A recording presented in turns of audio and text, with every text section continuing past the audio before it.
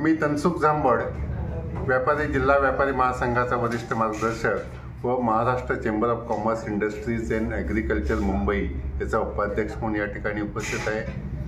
आज निर्मला सीतारामन मॅडमचं 6वं बजेट पेश झालं। नक्कीच या बजेटकडून आम्हाला काही विशेष अपेक्षा होत्या।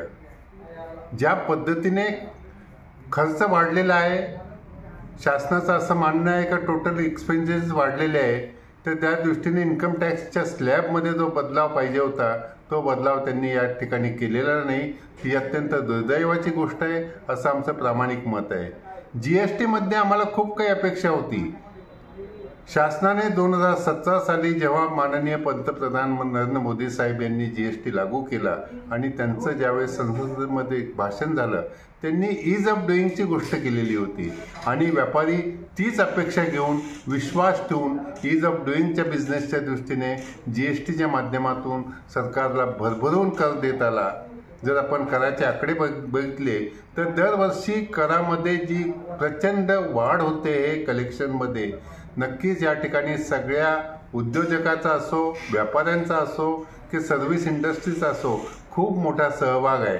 तर त्यांना या GSTच्या कायद्यातून किचकटपणा कसा कमी होईल याकरता वेळोवेळी आम्ही प्रत्येक संस्थेने शासनाकडे निवेदनं दिलेले आहे, ठराव पाठवलेले आहेत। त्यामध्ये असलेल्या किचकट कलमाकरता त्यांनी मार्ग काढावा अशी वारंवार त्यांच्याशी मीटिंग घेऊन विनंती केलेली आहे, पण त्यामध्ये अजून कुठेही बदल झालेला नाही। हे सुद्धा मला वाटतं एक हितदायक आहे। आपण या बजेटनं समाधानी आहात का? या बजेटने समाधानी त्यांनी काही दिलंही नाही, घेतलंही नाही आमच्याकडून, तर काय उद्देश द्यायचा आम्ही? त्यांनी काही दिलं असतं तर आम्ही आनंदित झालो असतो। काही आमच्या खिशातून काढून घेतलं असतं तर ते कळेलच।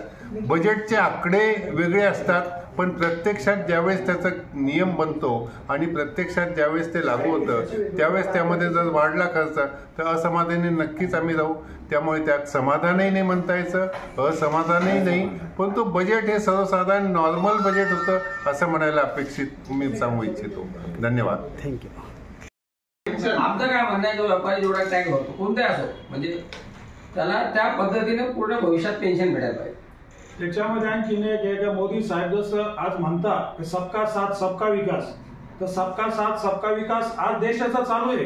परंतु जसं सर्वसामान्यांसाठी आज कोरोना काळापासून त्यांनी अन्नधान्य आजपर्यंत पुरवतात, त्याच्यानंतर घरकुल आहे की सर्वसामान्यांना ते आज परत ते 2 कोटी घरकुल या ठिकाणी। पण आमचं दुःख एवढंच आहे की व्यापारी आज GST भरतो तर सर्वसामान्य आज तुम्ही बघितलं व्यापाऱ्यांची रिटेलरची आज 50% आलेली आहे आणि सगळं तुम्ही आज मॉडर्न ट्रेड असेल किंवा फ्लिपकार्ट असेल, अमेझॉन असेल, याला बढोतरी मिळवली लागलेली आहे। आणि जर रिटेलर संपून गेली तर आज लोक बरेचशा प्रमाणामध्ये बेरोजगार होईल, सर्वात जास्त रोजगार आपण आणि दुकानं बंद पडतील। मग ते दुकान जर आज त्यांनी त्याचं जर पूर्ण आयुष्यभर त्या दुकानावर अवलंबून ते जर बंद पडलं तर ज्याप्रमाणे एखादं माणूस रिटायर होतो किंवा शेतकऱ्यांना मदत केली जाते, तर मग सरकार व्यापाऱ्यांना का मदतीची उद्घोषणा करत नाही? व्यापार मंत्रालय व्हायला पाहिजे, त्या अनुषंगाने पैशाचं डिव्हॅल्युएशन होत आहे, त्या दृष्टीने कॉस्ट वाढते आणि त्या दृष्टीने त्याला असलेला खर्च भागवण्याकरता इन्कम टॅक्स मध्ये कुठे कुठे बेनिफिट होणं हे अत्यंत आवश्यक होतं। हे अगदी प्रामाणिक मत आहे आणि ते अपेक्षित सगळ्यांनाच होतं। ज्या पद्धतीने तुमची इकॉनॉमी वाढते, ज्या पद्धतीने आज GST मध्ये कलेक्शन होत आहे, इन्फ्रास्ट्रक्चर वाढत आहे, प्रत्येक ठिकाणी तुम्हाला पैसे लागत आहेत। आज तुम्हाला कुठे एंट्री करण्याकरता पैसे लागत आहेत, टोलमध्ये किती पैसे देतो हे आम्ही कुठे हिशोब लावत नाही या गोष्टीचा, पण तो टोलमध्ये प्रत्येक सर्वसामान्यांना ज्या पद्धतीने पैसे लागतात, मला असं वाटतं की यामध्ये कुठं कुठं आम्हाला बेनिफिट मिळणं आवश्यक होतं। हे मी व्यापारी म्हणून नाही, ते एक सर्वसामान्य या देशाचा नागरिक म्हणून सुद्धा ही गोष्ट मी सांगू इच्छितो। ये रहती मंशा रहती कि भाई इनकम टैक्स में अपने को क्या उसका बेनिफिट मिल सकता। टैक्स देने में व्यापारी पीछे नहीं, कंटिन्यू अपना GST का रेशियो देखेंगे तो टैक्स कंटिन्यू अपन भरपेट देते जा रहे हैं। तो हमारे व्यापारियों का ऐसा बोलना था कि भाई जैसे हम दे रहे उसका थोड़ा कुछ तो भी देना चाहिए अपनी। रुपए का जो डिग्रेड हुआ, मूल्य कम हुआ रुपए का, वो हिसाब से इनकम टैक्स में हमारे को बेनिफिट मिलना चाहिए। सगळ्यात महत्वाचं आहे इन्कम टॅक्स हा विषय फक्त व्यापाऱ्याकरता असं नाहीये, तो सर्वसामान्य प्रत्येक भारतीयाकरता लागू आहे ज्यांना इन्कम टॅक्स भरतो. आणि प्रत्येकाची अपेक्षा ही ऑफ लिव्हिंग वाढलेलं. व्यापारी महासंघ का जो है एडवाइज़र मेंबर बन, और आज जो हमारा देश का जो बजट पेश हुआ उसमें जो है हमारे अर्थ मंत्री जो है सीतारामन जी जो है ये 6वीं बार जो है इस बजट को जो है सामने लेके आ रहे हैं. तो इस बजट में अगर मोटी मोटी बातें अगर देखी जाए तो हमने सब में पहले अगर पॉइंट आउट किया तो इस बजट में ना राहत मिली है ना कोई बोझा डाला गया है. और दूसरी बात, हर देश के नागरिक को जो है एक उम्मीद रहती कि भाई वो इनकम टैक्स के अपने इसमें जो है बेनिफिट चाहता है, उसमें क्या मिलेगा सारे का फोकस, चाहे व्यापारी हो चाहे आम आदमी हो जो इनकम टैक्स भरता है, तो उसकी अपेक्षा ये रहती है कि भाई उसे कुछ ना कुछ राहत मिले. क्योंकि आज के तारीख में जो है रुपए का जो कीमत जो है वो घट गई है.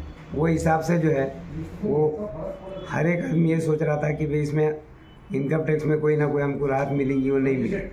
जैसा कि हमारे साथियों ने बोले वाला है कि भाई चाहे व्यापारी हो, इंडस्ट्रीज हो या प्रोफेशनल जो अगर कोई काम करता है, ये कमाऊ बेटे जो है भारत सरकार के, तो उसको जो है कुछ ना कुछ तक राहत जो है तो मिलना चाहिए थी, चाहे वो पेंशन के रूप में हो या किसी रूप में. दूसरी बात, लोगों को ये उम्मीद थी व्यापारियों को कि भाई बैंकिंग क्षेत्र में जो है तो ब्याज की दरें जो है तो कुछ कम होंगी, रेपो रेट जो है तो कुछ कम होगा, ऐसी उम्मीद रख के चले थे. लेकिन बैंकिंग क्षेत्र से हमारे को कोई राहत मिली नहीं है, उल्टे बिजली के जो रेट जो है वो बढ़ गए वाले. और थोड़ा सा हट के मैं बात बोलूँगा, भाई हमारे देश जो है तो कृषि प्रधान देश है, और हमारे देश के किसान को जो है जो आज सरकार बता रही है कि भाई जो आंकड़े बता रहे हैं कि भाई हम किसानों की बहुत हेल्प कर रहे हैं, लेकिन हमारे को पेपर के ऊपर में आंकड़े दिख रहे हैं, यथार्थ में किसानों को जो है तो कोई सहायता नहीं मिली. और एमएसपी के हिसाब से अगर हर एक इसको अगर ये सख्ती से अगर लागू की जाती है एमएसपी, तो सभी लोगों को जो है राहत मिलेंगी. क्यों तो हमारा देश जो है तो कृषि प्रधान देश है. धन्यवाद सर. आप अध्यक्ष